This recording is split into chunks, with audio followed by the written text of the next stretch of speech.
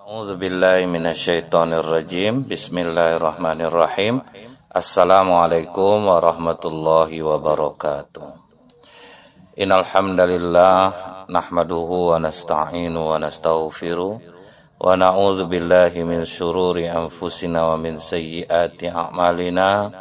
May yahdihillahu fala mudhillalah wa may yudlil fala hadiyalah. Asyhadu an la ilaha illallah wahdahu la syarikalah wa asyhadu anna Muhammadan abduhu wa rasuluh.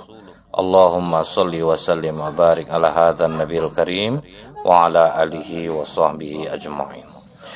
Kaum muslimin dan muslimat di mana saja berada, yang semoga kita semua senantiasa dirahmati oleh Allah. Senantiasa kita bersyukur kepada Allah dengan mengucapkan alhamdulillahirabbil alamin. Karena apabila kita renungkan, teramat banyak nikmat Allah yang kita nikmati, yang apabila ditukar dengan uang itu tidak akan bisa ada harganya, saking tidak ternilainya berapa jumlah nikmat Allah yang diberikan Allah kepada kita. Kita ambil contoh saja seperti gigi yang kita anggap remeh selama ini. Ketika dia patah diganti dengan yang palsu, memang kita bergigi dibuatnya, cuman mengeluarkan harga yang sangat mahal tentunya. Itu di gigi baru, belum lagi di yang lain. Mungkin kalau diajak kita tukaran, satu mata kita dibeli 1 miliar pun kita tidak akan ada yang mau menjualnya. Jadi inilah gunanya kita memperbanyak rasa syukur kita kepada Allah. Bersolawat kita kepada Rasulullah Sallallahu Alaihi Wasallam dengan ucapan Allahumma sholli ala Muhammad wa ala alihi washabbihi wasallim. Semoga dengan banyak kita bersolawat kita mendapatkan syafaat di yaumil akhir kelak. Jadi banyak-banyaklah kita bersolawat kepada Rasulullah Sallallahu Alaihi Wasallam dengan selalu melafazkan yang paling minimnya itu adalah Allahumma sholli ala Muhammad wa ala alihi washabbihi wasallim. Kaum muslimin muslimat yang dirahmati oleh Allah, kalau kita renungkan, hidup kita ini adalah helaan nafas. Dan helaan nafas itu suatu saat akan kita hembuskan untuk terakhir kalinya. Kalau kita lihat orang-orang yang mau meninggal, tarik nafas, langsung begitu terakhirnya itu dihembuskannya nafas itu dari mulutnya, maka dia pun meninggal dunia. Kini hidup kita di atas tanah. Memang betul, kita sekarang ini di atas tanah. Tapi ingat, tidak lama lagi tanahlah yang di atas kita. Kita di bawahnya.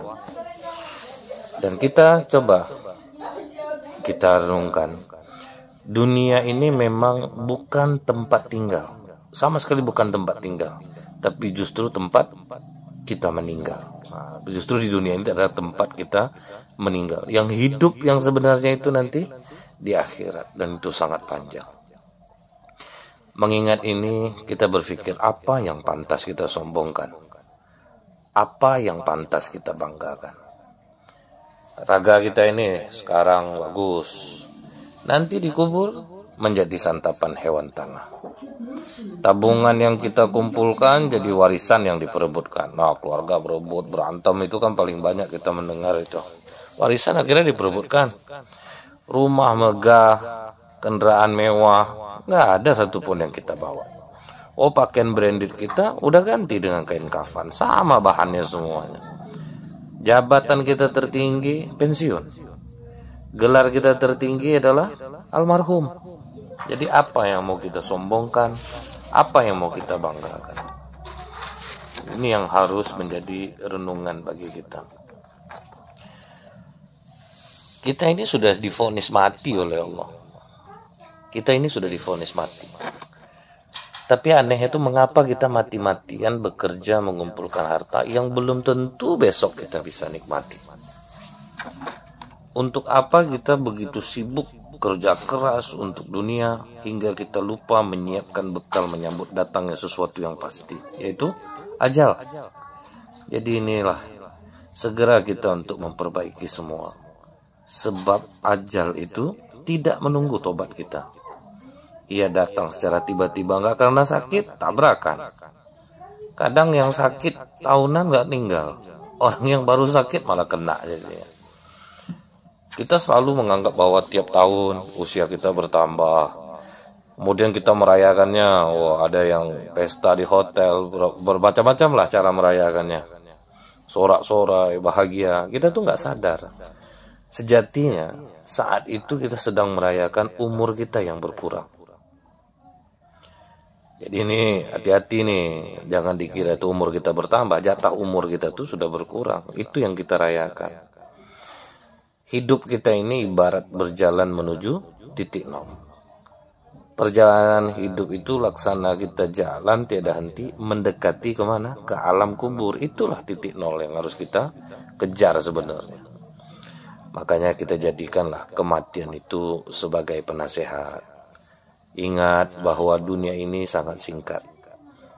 Kita nggak layak merasa hebat, apalagi mengisi di dunia ini dengan maksiat. Segera kita tobat, ama ajal kita itu makin dekat, dan ajal itu datang, tidak satu pun yang bisa menghambat. Kalau kita melihat, hidup ini memang petualangan yang tak begitu panjang sebenarnya. Dalam waktu hanya puluhan tahun, kita berburu bekal sebanyak-banyaknya. Kapan kita bisa menikmatinya? Menikmati perjalanan yang jauh lebih panjang, yaitu usai kita mati. Itu yang harus kita kumpulkan di dunia ini.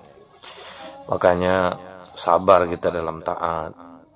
Jangan lengah oleh beragam godaan. Sabar kita karena kita hidup ini tidak akan lama. Tugas kita adalah terus belajar menjadi orang baik.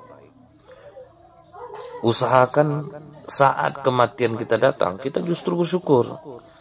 Di mana kita letak bersyukurnya? Karena ujian hidup kita sudah selesai. Itu yang harus kita syukuri. Banyak yang kita tahan-tahan di dunia ini. Banyak yang diinginkan nafsu, tapi nggak boleh itu kita tahan. Nah, kita meninggal, kita bersyukur. Ujian hidup telah selesai, kewajiban telah gugur, udah nggak ada lagi larangan. Nah, itu yang harus kita syukuri.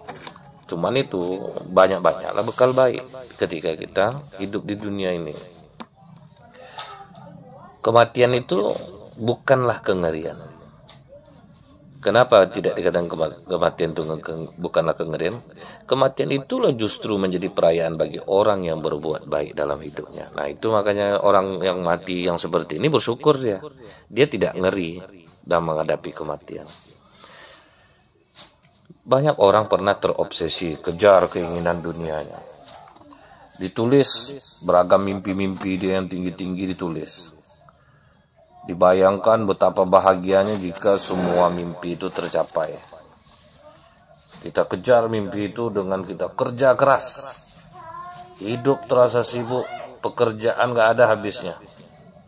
Tapi coba tanya ke diri kita, apakah kita bahagia? Ternyata justru saat harta kita bertambah, mimpi telah kita gapai, justru hidup kita tidak tenang. Apa tidak tenangnya? Waktu seolah berjalan sangat cepat, nggak cukup lagi 24 jam.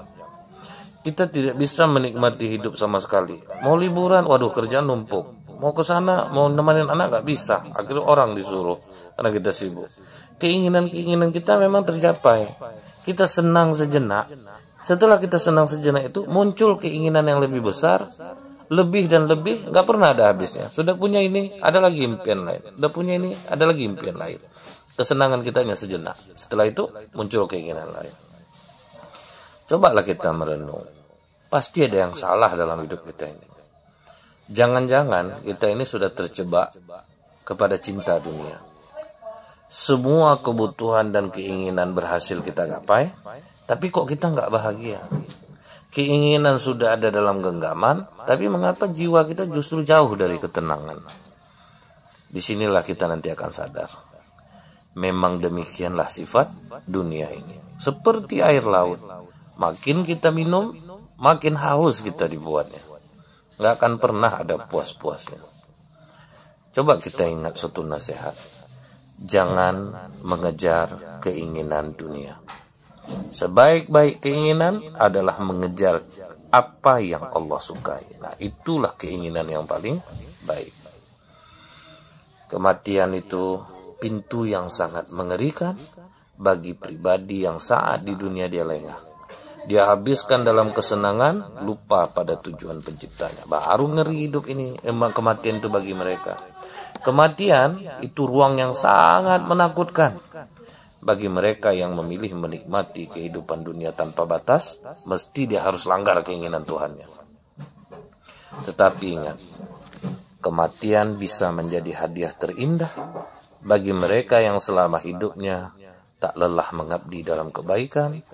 Kematian adalah pesta untuk merayakan segala pengorbanan dan pengabdian dia selama di dunia. Bagi pribadi yang hidup dalam tuntunan Allah, kematian bukan kepergian yang harus dia takutkan. Baginya, kematian adalah kepulangan yang sangat dirindukan. Inilah harapan kita yang sesungguhnya. Dan harus kita ingat, kematian itu bukan awal peristirahatan. Orang kan sering bilang tuh, peristirahatan terakhir. Bukan, itu bukan awal peristirahatan, tapi itu adalah awal dari pertanggungjawaban. Jadi itu bukan istirahat yang terakhir, tapi itu adalah awal pertanggungjawaban. Segala amal kita di dunia ini nanti ditunjukkan balasannya. Disitulah kita baru tahu bahwa alam kubur itu bukan khayalan, bukan dongeng. Terus bagaimana kita bisa tenang di hari ini? Sementara kita tahu bahwa ajal mengintai kita setiap saat. Apa kata Imam Syafi'i mengingatkan? Betapa ramai manusia yang hidup dalam kelalaian, padahal kain kafannya sedang ditenun. Kain kafan kita sedang ditenun.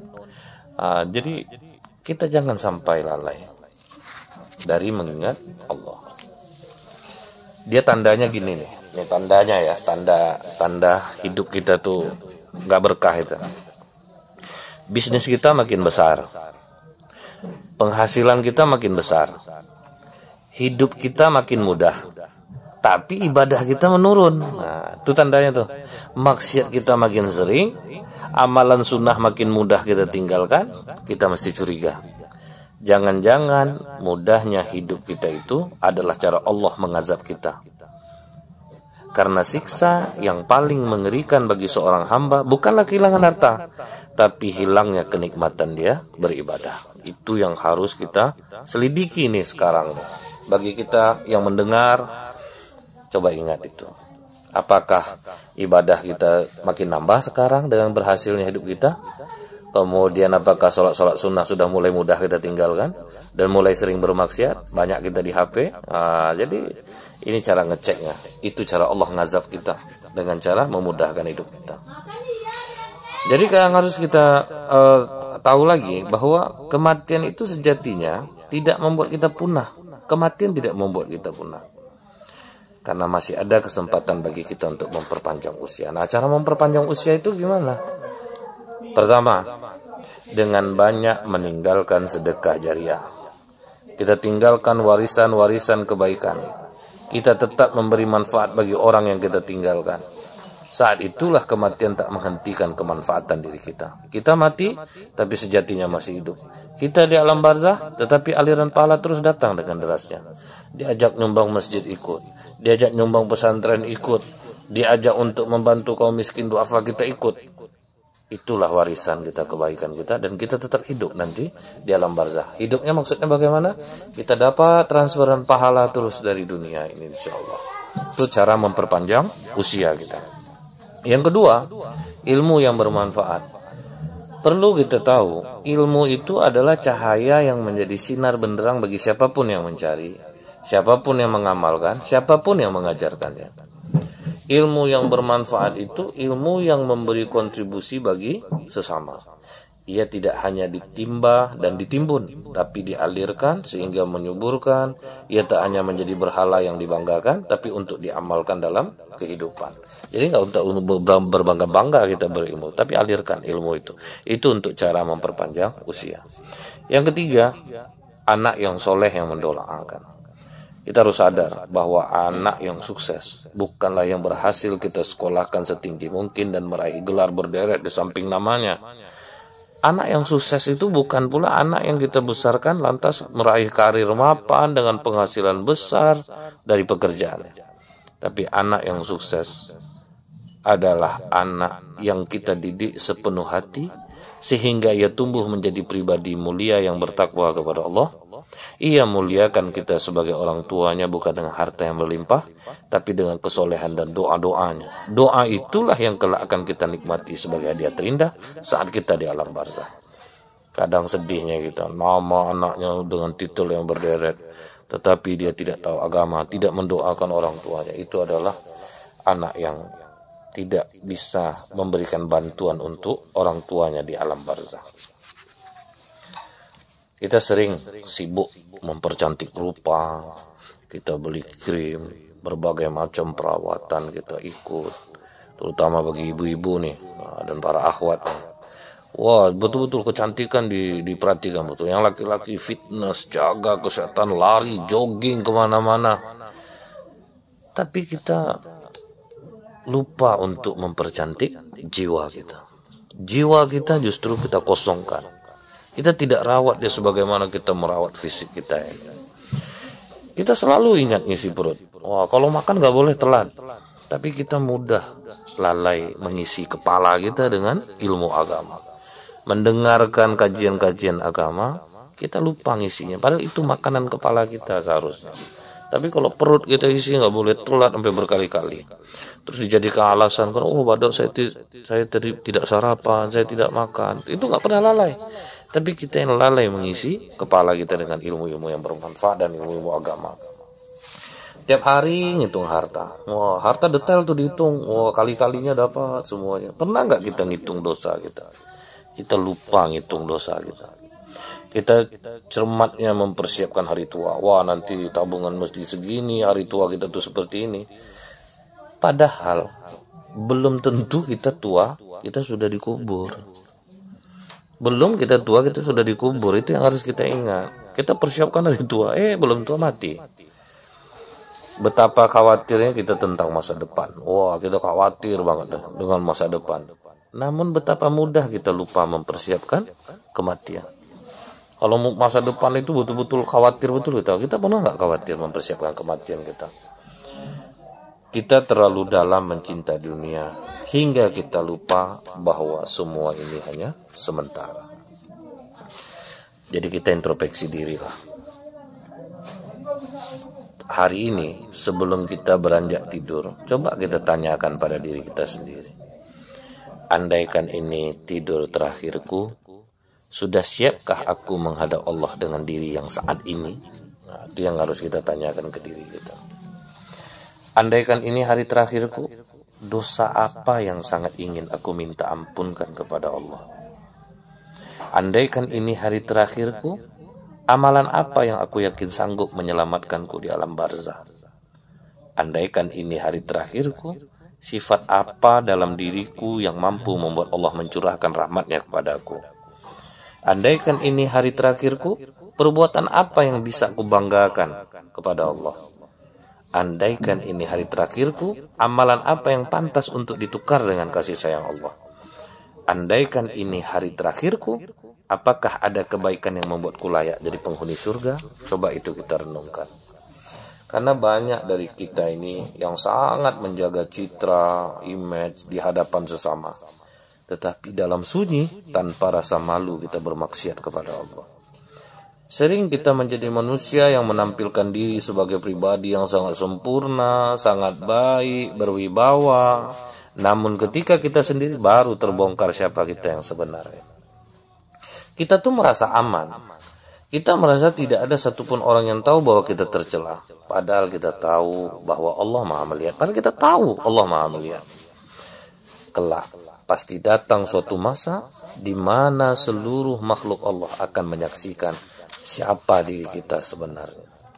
Akan datang suatu hari di mana mulut kita terkunci hingga tidak ada lagi dalih dan kebohongan apapun yang bisa kita lontarkan untuk menutupi kehinaan kita. Akan datang nanti suatu masa di mana mulut kita tertutup sehingga tidak mampu lagi berdusta kepada siapapun. Sebagaimana yang pernah kita lakukan selama hidup kita di dunia. Mulut kita ini tidak bisa lagi membicarakan kebaikan kita. Mulut kita tidak mampu lagi menutup cacat dan kelemahan kita. Dalam surat Yasin 65 apa kata Allah? Pada hari ini kami tutup mulut mereka Dan berkatalah kepada kami tangan mereka, memberi kesaksianlah kaki mereka terhadap apa yang dahulu mereka kerjakan. Nah, nanti kebongkar tuh semuanya siapa kita di hadapan Allah. Kalau pengadilan manusia mungkin bisa kita manipulasi, tapi yakinlah kita pengadilan Allah itu tidak akan bisa kita bohongi, karena Allah itu serba maha, maha melihat, maha mendengar, maha kuasa. Dalam surah An-Naba 40, sesungguhnya kami telah memperingatkan kepadamu siksa yang dekat pada hari manusia melihat apa yang telah diperbuat oleh kedua tangannya. Dan akhirnya orang kafir berkata, alangkah baiknya sekiranya aku dahulu adalah tanah. Nah, apa gunanya lagi kalau udah seperti itu? Menyesal kita nanti di hadapan Allah. Ingatlah saat kita merasa sendiri, ini merasa sendiri, hakikatnya kita tidak sendiri, karena ada Allah yang senantiasa bersama kita. Saat kita merasa sepi, hendaknya kita tetap merasa takut kepada Allah, karena kita tetap dalam pengawasan Allah setiap saat. Allah itu menyaksikan segala yang kita perbuat. Perasaan yang selalu merasa kehadiran Allah dekat dengan kita itulah yang berpotensi menjauhkan kita dari keberanian kita melanggar larangan-larangan Allah. Jika perasaan selalu diawasi Allah itu selalu hadir dalam jiwa kita, maka insya Allah kita pun akan malu kepada Allah jika ada aktivitas kita yang berbuah dosa, bahkan yang sia-sia. Kalau kita sudah punya rasa malu kepada Allah, maka pendapat manusia tentang kita itu sudah tidak bernilai lagi bagi kita. Kita tidak terlalu peduli lagi dengan pandangan sama manusia tentang pribadi dan kehidupan kita. Karena yang terpenting bagi kita hanyalah bagaimana Allah ridho kepada kita. Pendapat manusia sangat terbatas. Dia tidak kenal sama kita. Dia tidak pernah bergaul dan hidup dengan kita. Sementara kalau pandangan Allah itu tiada batas. Jika dalam pandangan Allah kita baik, maka baiklah kita. Jika dalam pandangan Allah kita hina, maka hinalah kita. Pengadilan mahsyar itu tidak akan bisa diintervensi oleh siapapun. Tidak bisa ditekan oleh kekuasaan apapun. Dalam pengadilan itu nanti dipertontonkan dengan sangat detail tentang segala perbuatan baik dan buruk yang sudah kita kerjakan. Nah, kita bisa bayangkan seluruh manusia dikumpulkan dalam satu tempat. Lalu di hadapannya dipersaksikan seluruh perjalanan hidup kita masing-masing. Waduh, seluruh aib yang selama ini kita tutupi tiba-tiba terbongkar tanpa tendeng aling-aling. Seluruh kejaiman kita pada hari itu dikuak semuanya. Allah yang mempertontonkan di hadapan seluruh manusia tentang siapa dan bagaimana kita yang sebenarnya. Betapa malunya kita nanti. Selama di dunia wibawa, tampil di hadapan orang ramai, tetapi dalam kesendirian justru dia merasa aman dengan dosa-dosanya. Banyak kita seperti ini. Di sendirian merasa aman dari dosa. Malangnya diri kita nanti. Ketika di dunia begitu disanjung, dipuja oleh sesama, padahal di hadapan Allah kita tuh rusak, penuh nista. Nah itu yang nanti akan dibongkar semuanya di hadapan seluruh makhluk Allah. Betapa menyesalnya kita di dunia sangat gemar menjaga penampilan dan citra, padahal di sisi Allah kita itu dicerca dan dimurkai oleh Allah. Jadi bersyukurlah kita. Hingga saat ini Allah masih memberikan kita kesempatan untuk memilih. Kita mau jadi manusia yang malang, menyesal, meratapi kehidupan dunia, atau ingin menjadi golongan manusia yang puas dengan kebaikan yang sudah dikerjakan saat hidup. Tentu kita ingin menjadi orang yang akhirnya di alam barzakh puas dengan apa yang kita kerjakan saat kita hidup. Saat ini kita masih punya kesempatan untuk memilih. Menjadi orang yang hanya dipuja oleh sesama manusia, namun dimurka oleh Allah, atau ingin menjadi orang yang di mata manusia terhormat, dalam pandangan Allah kita berlimpah rahmat. Nah, jadi dua-duanya nih mesti kita kejar. Kita sekarang masih punya waktu. Manfaatkanlah sisa usia kita ini untuk memaksimalkan pengabdian kita kepada Allah. Kalau kita ditanya amal, jawablah baru amal aku sekian. Kalau kita ditanya umur, jawablah dengan kata, aku sudah umur sekian, tapi amalku baru sekian. Jadi kebaikan kita itu kita minta kepada Allah untuk terus meningkat. Karena ajal kita akan terus mendekat. Kita kadang sudah berani berbohong kepada Allah. Mudahnya kita kalau doa iftitah tuh, Inna sholati wa nusuki wa mahyaya wa mamati lillahi rabbil alamin. Kita tuh udah bersaksi, Allah, sesungguhnya sholatku, ibadahku, hidupku, matiku hanya untuk Allah, Tuhan sekalian alam. Tapi nyatanya justru kelakuan kita tuh mengingkarinya. Sholat kita jadi beban, ibadah hanya penghias lidah, hidup hanya meraih kesenangan dan ambisi dunia, mati yang datangnya pasti, kadang justru menjadi momok yang sangat ditakuti. Kan udah berdusta kita kepada Allah. Kita harus tahu nih, kita nggak boleh bantah. Memang hidup kita ini untuk ibadah diciptakan Allah. Wa ma khalaqtul jinna wal insa illa liya'budun. Dan aku tidak menciptakan untuk ibadah kita ini dicipta. Bukan untuk memuaskan ambisi keduniaan kita, bukan untuk menumpuk harta, bukan demi prestise dan dianggap hebat oleh manusia. Jadi kita nggak bisa bantah. Kita ini diciptakan untuk beribadah kepada Allah, selesai. Nah, jadi apapun yang kita lakukan niatnya ibadah. Cari duit untuk ibadah, cari kaya untuk ibadah, cari sehat untuk ibadah. Nah, jadi dunia ini adalah ladang akhirat kita. Nah, kita lihat nih, Allah itu maha adil. Tapi mengapa kita tidak adil kepada Allah? Kita selalu mengatakan harus imbang dunia dan akhirat. Bohong kita itu. Kita aja nggak adil kepada Allah. Ketika WA masuk, kita bergegas untuk membaca dan membalasnya. Tapi mengapa ketika Allah memanggil-manggil untuk menghadap Allah, kita begitu berani menunda-nundanya? Nah, itu adil nggak kita tuh? Ketika atasan kita memanggil, betapa takutnya kita hingga dengan cepat kita menghadapnya. Namun ketika dipanggil Allah dengan azan berkumandang, berani kita lamanya kita untuk menghadap kepada Allah. Padahal yang memanggil kita itu Allah, yaitu Tuhannya bos kita, Tuhannya atasan kita. Kita lihat nih panggilan Allah. Hayya 'alas shalah, mari menunaikan salat. Hayya 'alal falah, mari meraih kemenangan. Seolah-olah Allah tuh ngata kepada kita nih, berkata, wahai hambaku, berhentilah dari rutinitasmu, istirahatlah sejenak dengan kesibukanmu, solatlah, sambutlah kemenangan. Kalau kau solat, kau akan sukses. Kalau kau solat, kau akan menang. Kalau kita ingat perkataan seorang ulama, Hatim Al-Asam, apa kata beliau? Apabila masuk waktu solat, aku berwudu secara lahir dan batin. Wuduk lahir, aku basuh semua anggota wuduk dengan air. Sedangkan wuduk batin, aku basuh anggota tubuhku dengan 7 perkara. Yang pertama, aku bertobat. Aku sesali dosa. Aku bersihkan diri dari cinta dunia. Kemudian aku tidak mencari dan mengharap pujian manusia. Aku meninggalkan sifat bermegahan. Aku jauhi khianat dan menipu. Aku tinggalkan sifat dengki. Setelah itu baru aku ke masjid. Aku hadapkan muka dan hatiku ke arah kiblat. Nah, lihat tuh. Kita sholat aja. Nyesal dosa enggak, tobat enggak, membersihkan diri dari cinta dunia enggak, sedang sholat ingat kerjaan. Kemudian kita masih mengharapkan pujian manusia. Kita enggak bisa ninggalkan sifat bermegah-megahan. Kita tetap berkhianat, kita tetap nipu dalam dagang, bergaul, kita tetap dengki sama orang. Nah, gimana sholat kita bisa untuk menimbulkan ketenangan dan mencegah kita dari perbuatan keji dan mungkar? Terus lagi, kita itu begitu boros untuk dunia, tetapi untuk bekal kehidupan akhirat malah kita tabung harta yang tersisih. Kalau untuk dunia kita boros.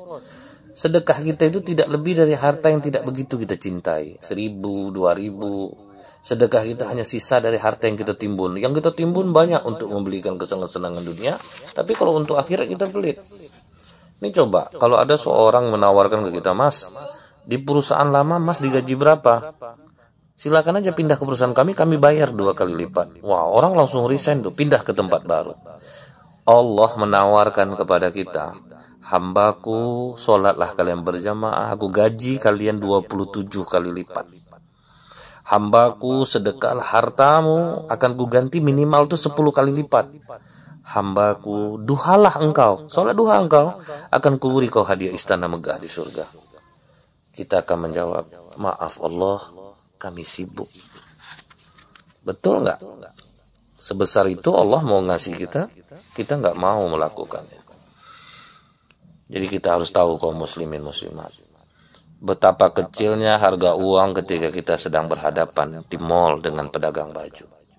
Betapa murahnya angka 1 juta ketika kita sedang belanja. Tetapi ketika ada kotak amal berjalan, berapa jumlah uang yang kita ambil dari dompet kita?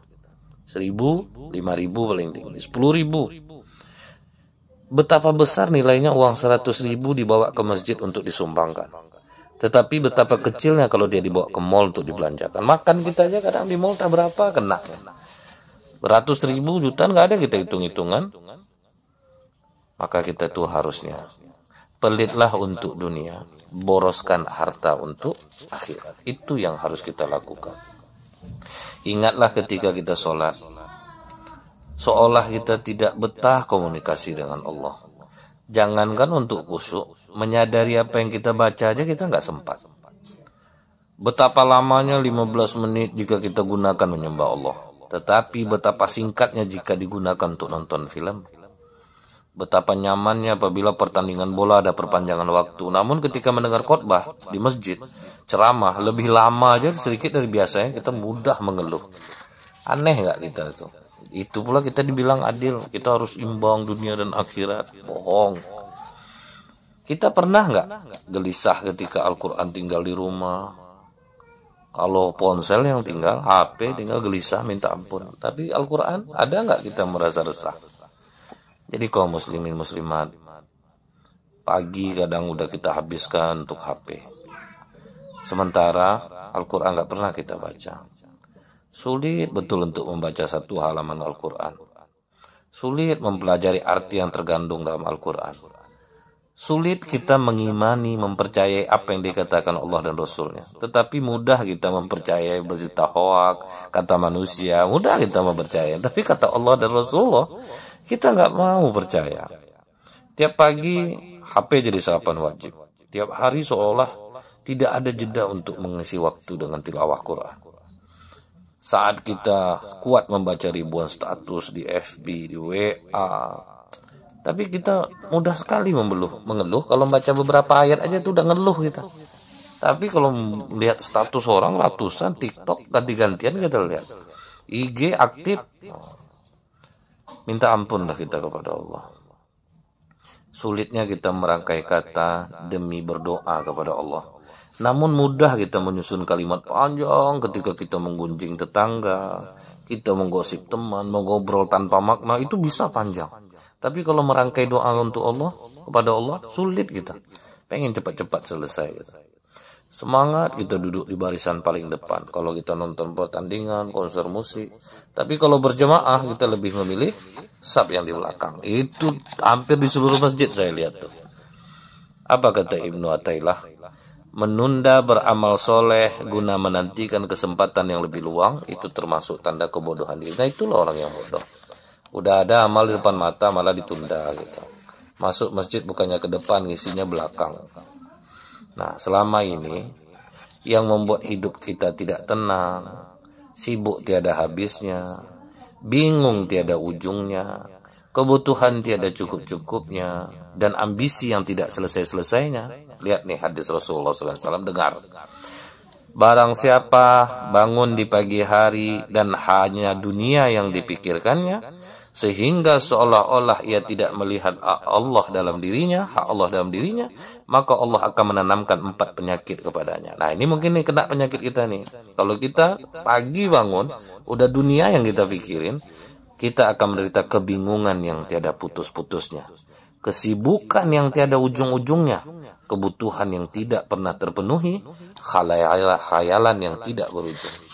Makanya kita jadi seperti itu. Kenapa kok bingung gitu ya? Kebutuhan kok nggak cukup-cukup, ya ambisi kok nggak selesai-selesai. Nah, salah satunya itulah bangun tidur sudah dunia yang kita pikirkan. Betapa banyak dari kita ini ketika bangun tidur yang kita pegang pertama kali adalah handphone. Ada pesan nggak yang masuk, ada panggilan nggak yang masuk. Banyak dari kita ini saat baru membuka mata, yang pertama kita buka adalah medsos. Membaca status-status yang belum kita butuhkan sebetulnya. Betapa banyak dari kita yang baru bangun tidur yang teringat pertama kalinya adalah tugas-tugas kuliah, pekerjaan kantor, berbagai urusan dunia yang lain. Tidak sempat kita ini mensyukuri karena Allah yang telah menghidupkan kita kembali. Tidak sempat kita meraba kedua tangan, kedua kaki, lalu mengucap alhamdulillah masih komplit. Tidak sempat kita mengetes penglihatan, tes penglihatan, tes pendengaran, coba lidah, masih fungsi normal, lalu kita ucapkan alhamdulillah, nggak sempat lagi itu. Jadi ini, jadikan renungan bagi kita, sehingga ketika azan memanggil kita, dayu suara iblis diperpanjangnya kantuk kita. Jika kita tetap bangun meski dengan terseok-seok digoda iblis, tunda-tunda dulu. Ketika kita wudhu menghempasnya, rayu iblis memalaskan kita berjamaah, iblis tidak akan mudah menyerah. Jika tidak berhasil membuat kita meninggalkan ibadah, ia akan berusaha menggoda kita untuk tunda-tunda dulu. Jika dia gagal membuat kita menunda-nunda, ia akan membuat kita meninggalkan yang sunnah-sunnah. Jika gagal membuat kita meninggalkan amalan sunnah, dia akan berusaha membuat kita tidak fokus menjalankan ibadah kita itu. Jadi mudah-mudahan nih, bagi kita ini jadi renungan, bahwa kita ini semua akan menjadi calon jenazah. Kita ini calon jenazah yang akan menjadi jenazah.